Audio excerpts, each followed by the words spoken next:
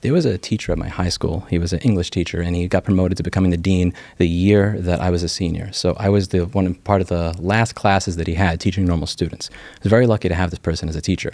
We had a weight room in our high school right across from the gym, and this was a weight room that people would use when they were on lunch break, or let's say that they had time between classes, they finished their lunch early and they didn't want to just stay in the schoolyard.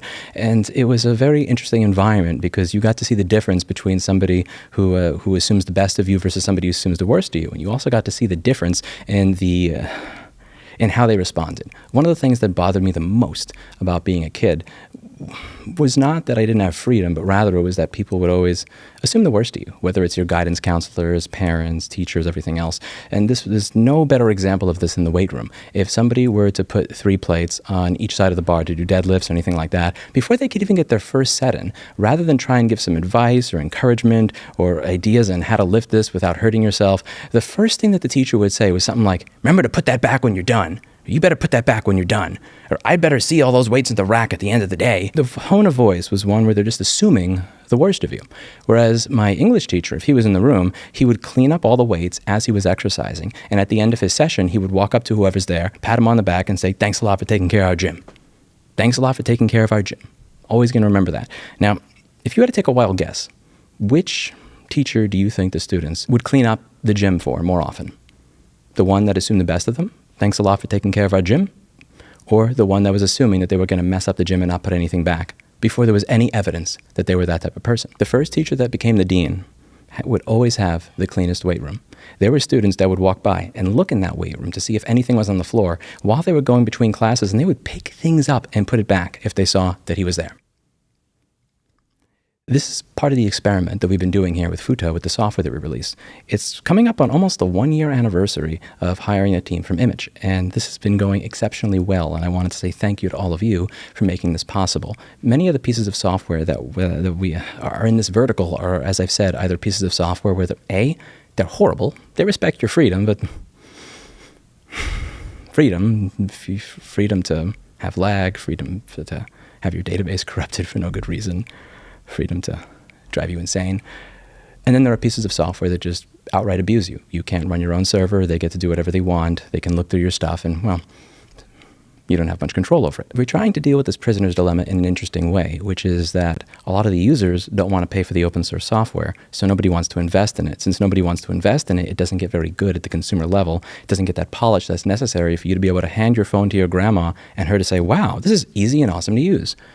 And it just kind of keeps going around and around. And one of the things that we've tried to do here is fix this prisoner's dilemma, get to a point where we say, okay, we are going to hire a team. We are going to invest millions of dollars into this. It's all going to be free. And if you don't pay for it, everything will still work. Are you open to paying for this if you find it valuable? And a year later, not here to say that we break even, no, not close. But when I look at the numbers, I am very pleasantly, admittedly, surprised to see that a piece of software that is AGPL licensed, where anybody can use this for free from now until the end of time with no advertisements, no tracking, no marketing, no nonsense, no bullshit, no paywalls, people are lining up in droves to pay for this. Have we broken even? No. But it's closer to breaking even than I thought it would be, and it's most certainly closer to breaking even than most people that I talk to in my private inner circle ever thought it would be. It's quite amazing, and this is not something that really would have been possible without you. So I want to say thank you. We are trying to, it's not even necessarily about us profiting and breaking even, though that would be nice. It is about putting up a flag and demonstrating that if you treat people properly, you're not going to be the teacher that everybody disrespects. All the other teachers, they would walk around with this, "Look at me, I'm going to treat the kid, I'm going to put them in their place." And those were never the teachers that actually had classes where the students respected them, where they got good grades, where they learned, where they were proud. Those were the teachers that could never get what my English teacher that became the dean had, which were the respect of the students. And more importantly, they didn't understand the value in treating somebody with respect and in turn being able to ask for that respect back. Part of what we're doing here is not just trying to make a profit, though that would be nice. We're also trying to put up a flag for others to be able to see and realize, wow, so if I treat the students with respect, if I pat the student on the back and say, "Thanks for taking care of our gym," and I don't stay here and look over their shoulder to make sure they put everything back, will they actually put everything back? In our case, it's, hey, if we invest in hiring a top-tier set of engineers and we pay them a full-time salary to make this software not suck, and by the way, it is free from now until the end of time, but we'd like you to pay for it. Will you pay for it? The answer has been a resounding yes, and it has been a resounding yes to the point where, honestly, even I'm surprised. Have we broken even yet? No. Are we probably very far away from breaking even? Yes. Are we much closer to breaking even than I or anybody else ever thought this would be? Yes. We're not selling the server for $5 or $10 or $20. We're selling the server for $100, and we are selling the software for what I believe to be a reasonable rate.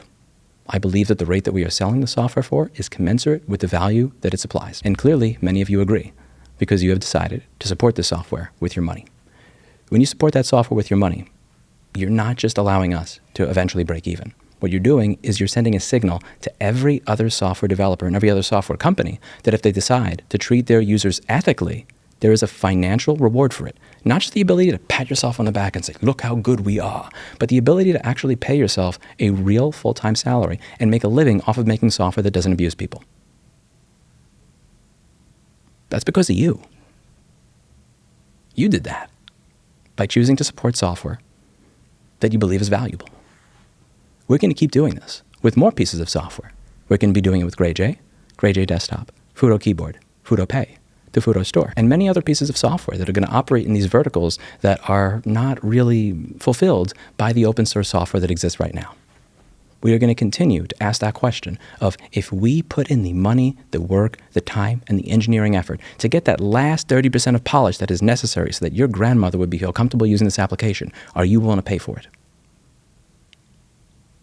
We fulfilled our side of the bargain, and I'm very happy to see that many of you, more of you than I ever imagined, have fulfilled yours.